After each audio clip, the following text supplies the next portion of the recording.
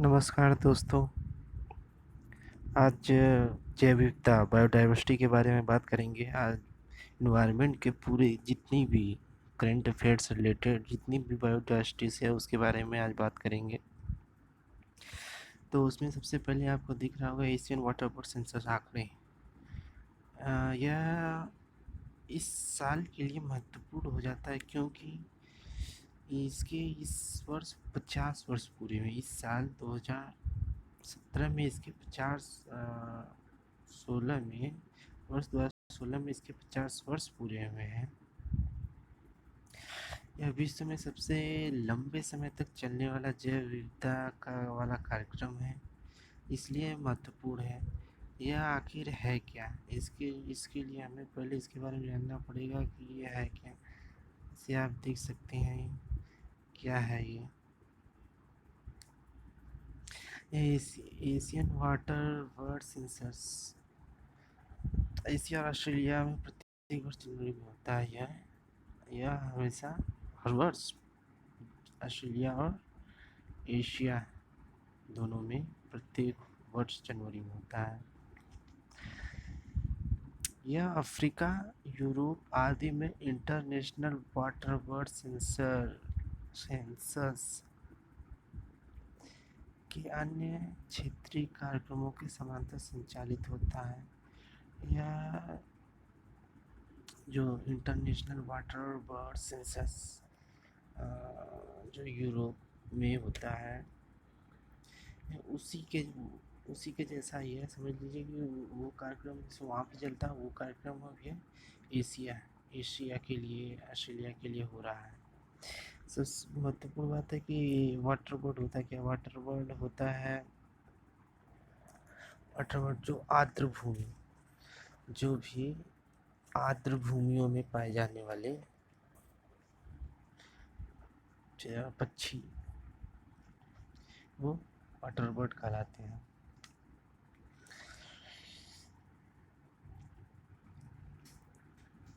ये भारत में इसको कोऑर्डिनेट किया है Bombay natural history society, BNHS,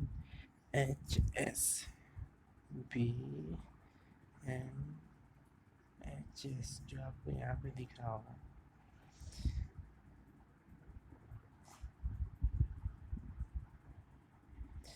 और वेटलैंड इंटरनेशनल, आई थिंक आप सभी लोग वेटलैंड इंटरनेशनल के बारे में जानते हैं। तो यह सबसे महत्वपूर्ण है कि आखिर भारत में इसको कोऑर्डिनेट किसने किया। तो BNHS वेटलैंड इंटरनेशनल के सहयोग से किया गया था। भारत में वाटर बोर्ड सेंसर की शुरुआत कब की गई थी? तो 1987 में आरंभ किया गया था। आप यहाँ पर पढ़ सकते हैं वाटर बोर्ड गणना का उद्देश्य क्या है। हमें खैर नहीं जानना है, हम वाटर बोर्ड्स के बारे में बता दिया। वेटलैंड इंटरनेशनल के बारे में आप देख सकते हैं। वेटलैंड 1937 में इंटरनेशनल वाइल्ड लाइफ इंक्वायरी के नाम से है। इसका मुख्यालय नीदरलैंड में। वेटलैंड यह एक गैर सरकारी संगठन है, ध्यान रखिएगा। वेटलैंड इंटरनेशनल गैर सरकारी है। उसके बाद दोस्तों हम दूसरा संगाई ब्रो एंटीलर डियर के बारे में बात करते हैं। यह दोस्तों इंडेंजर्ड स्पीसीज है जो आईयूसीएन के अंतर्गत इसको MOEFCC ministry of environment framework climate convention द्वारा लोकटक कंजर्वेशन के लिए टीम बनाई गई है। किसके लिए? संगाई ब्राउन एंटीलर्स डियर के लिए। तो दोस्तों आप समझ गए हैं मैं क्या बोला हूँ। जो संगाई ब्राउन है,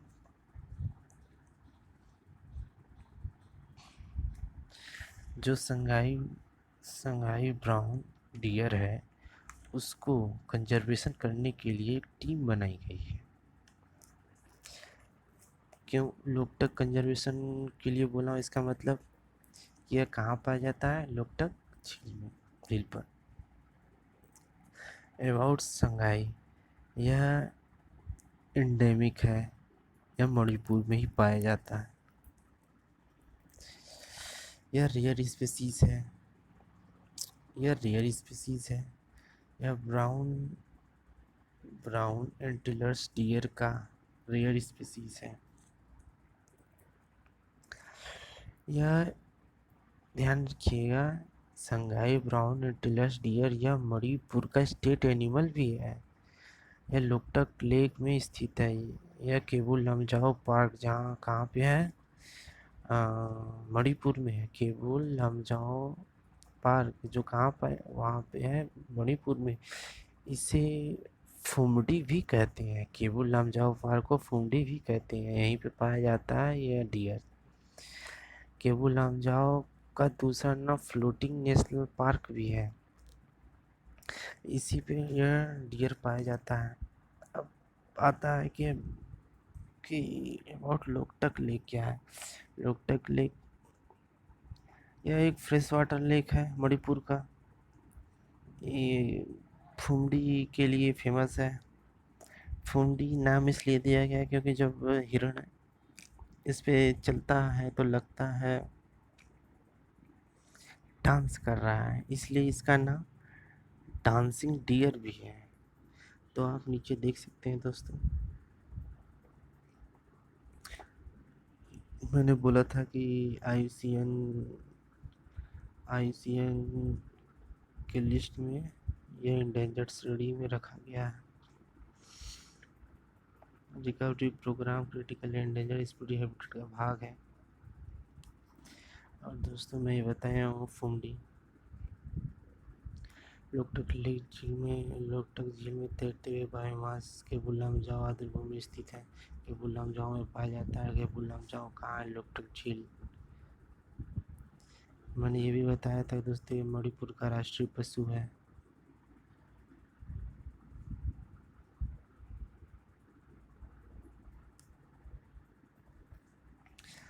और दोस्तों लोकटक झील के बारे में भी यहाँ पे देख लीजिए, जैसे मैंने आपको बता दिया। आप वैसे वीडियो पॉज करके आप पढ़ भी सकते हैं दोस्तों। अगर बाघ के बारे में जानना है तो जान सकते हैं। Tigers transboundary Manas conservation area, ट्रा MCA, transboundary Manas conservation area. तो दोस्तों अगर आप कोई भी चीज़ पढ़ते हैं जो इन्वायरमेंट से जुड़ी हुई है, उसमें महत्वपूर्ण चीज़ें जैसे कंजर्वेशन, कौन कहाँ पाया जाता है, क्या स्पीसीज पाई जाती है, कौन इंडेंजर्ड है, कौन तमाम प्रकार की जो है, उसको दोस्तों आप पढ़ने से नहीं होगा, उसको आप एक जगह नोट करिए, नोट्स बनाइए। अभी दोस्तों आप लगभग सभी लोगों के रिजल्ट आने के बाद इंटरव्यू पढ़ रहे होंगे, उन सभी ने बताया कि मैंने अपना खुद का अपना नोट्स तैयार किया, मैंने उससे पढ़ाई की, उसको रिवीजन किया, मोर रिवीजन।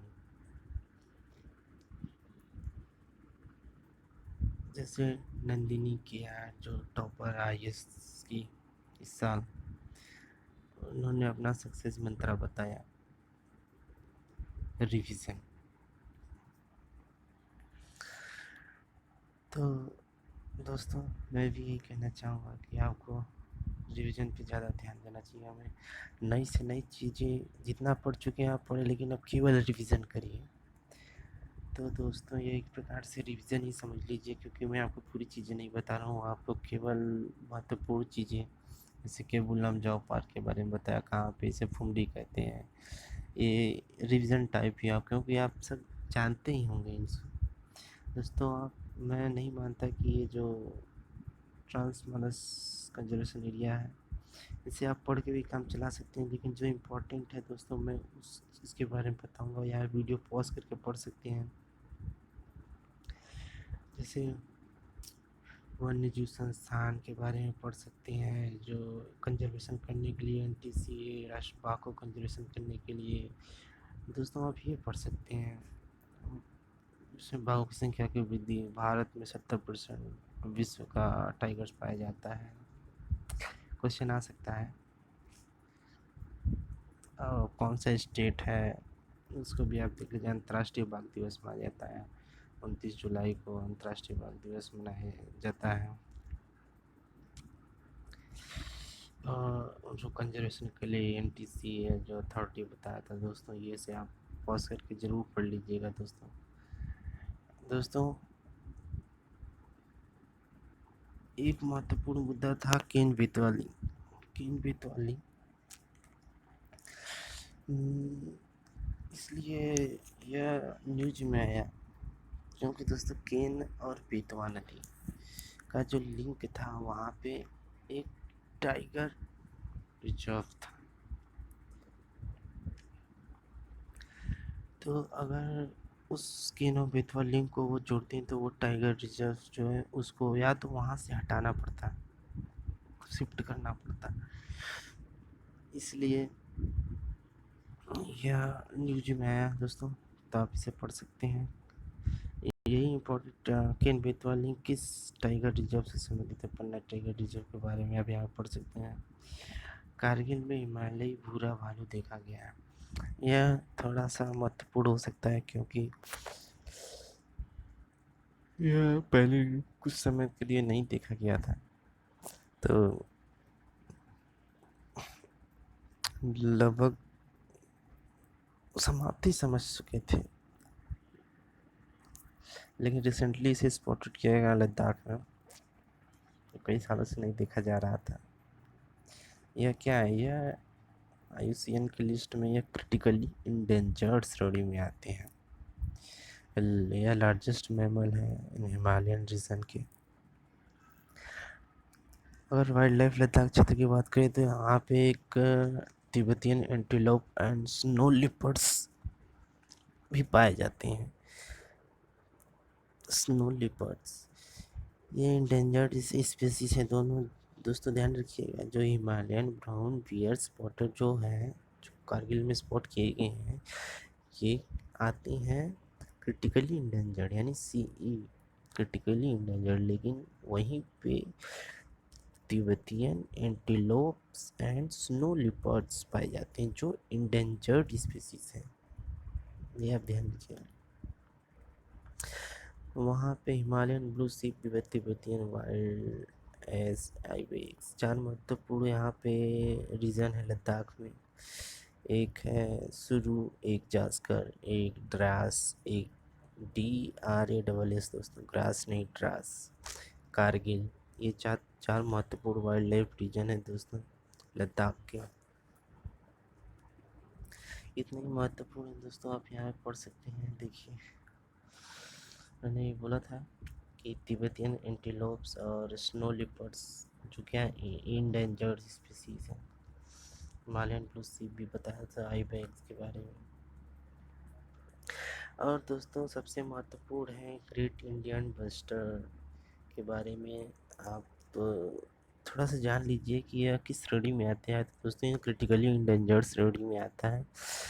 राजस्थान सरकार ने wild life institute of India के साथ मिलकर GIB यानी ग्रेट इंडियन बस्टर्ड को एक्सटिंक्ट होने से बचाने के लिए दीर्घकालिक प्लान बना रहा है राजस्थान सरकार। किससे संबंधित है दोस्तों, खासकर इस न्यूज में है राजस्थान सरकार, क्योंकि wild life institute of India यानी कि जो है वाइल्ड लाइफ का एक इंस्टीट्यूट है, उसके साथ मिलकर बचाने का प्रयास किया जा रहा है। ग्रेट इंडियन बस्टर्ड क्या है, ये स्टेट बर्ड है राजस्थान का, इसलिए राजस्थान प्रयास कर रहा है।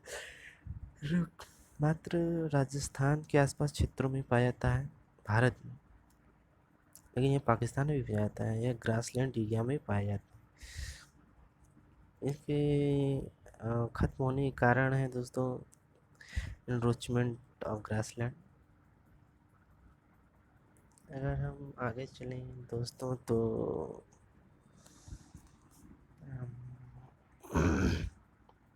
ये उतना इम्पोर्टेंट नहीं है दोस्तों। हंगुल विलुप्ति के कगार पे दोस्तों आप इसे देख सकते हैं, क्योंकि हंगुल महत्वपूर्ण है। तो आप इसे पॉज करके दोस्तों पढ़ लीजिए। हंगुल का कश्मीरी हिरण कहा जाता है इसे, यह इंडेंजर्ड स्पीशीज में आता है दोस्तों। इसमें आपको इम्पोर्टेंट है, यह हिरण कहाँ पाया जाता है, ये इसका IUCN लिस्ट में स्टडी में आता है। मुख्य रूप से श्रीगंज के दाचीगाम राष्ट्रीय उद्यान में पाया जाता है दोस्तों। दाचीगाम राष्ट्रीय उद्यान को पढ़ लीजिएगा। और जिप्स वल्चर री इंट्रोडक्शन प्रोग्राम, इसे लॉन्च किया है हरियाणा गवर्नमेंट ने। ये जटायु कंजर्वेशन ब्रीडिंग सेंटर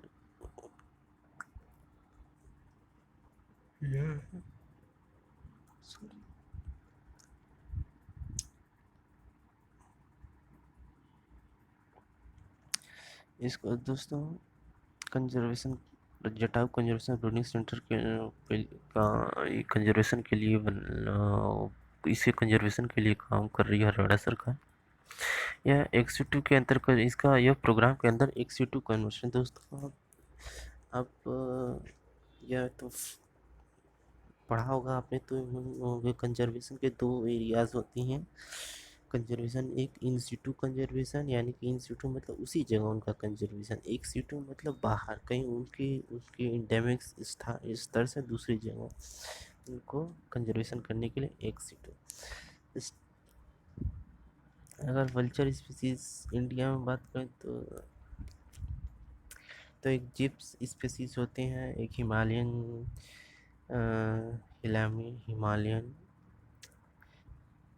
ग्रीफैन, एक रेड हेडेड वल्चर, एक इजिप्शियन वल्चर। इतने प्रकार के होते हैं दोस्तों वल्चर पाए जाते हैं। जिप्स स्पीसीज जो होते हैं दोस्तों, जो भी 4 बताए हैं, जिप्स, हिमालयन, रेड हेडेड और इजिप्शियन। जिसमें जिप्स स्पीसीज इंडियन वल्चर, जिसे इंडियन वल्चर भी कहा जाता है। और यह दोस्तों क्रिटिकली इंडर, यानी जिप्स स्पीसीज दो क्रिटिकली इंडरस्टर्ड पे आता है। जो हिमालयन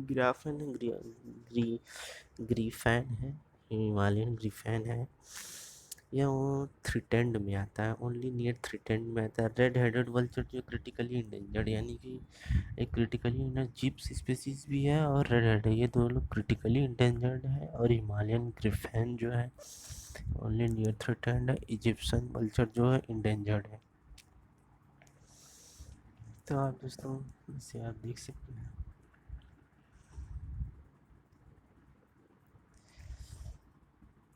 देखिए दोस्तों, मैंने भी जिप्स स्पीसीज हिमालयन ग्रीफैन, ये आप यहाँ पे देख सकते हैं दोस्तों, ये वाला हिस्सा Gyps Himalayan red headed Egyptian vulture दोस्तों देख सकते हैं, मैंने अभी आपको बताया है।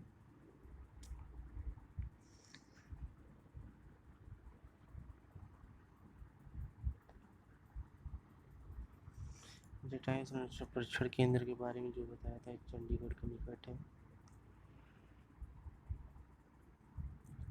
तो आज के लिए दोस्तों थैंक यू। मैं अगली वीडियो कल आपको मॉर्निंग तक प्रस्तुत कर दूंगा। Please subscribe my channel. Thank you for watching.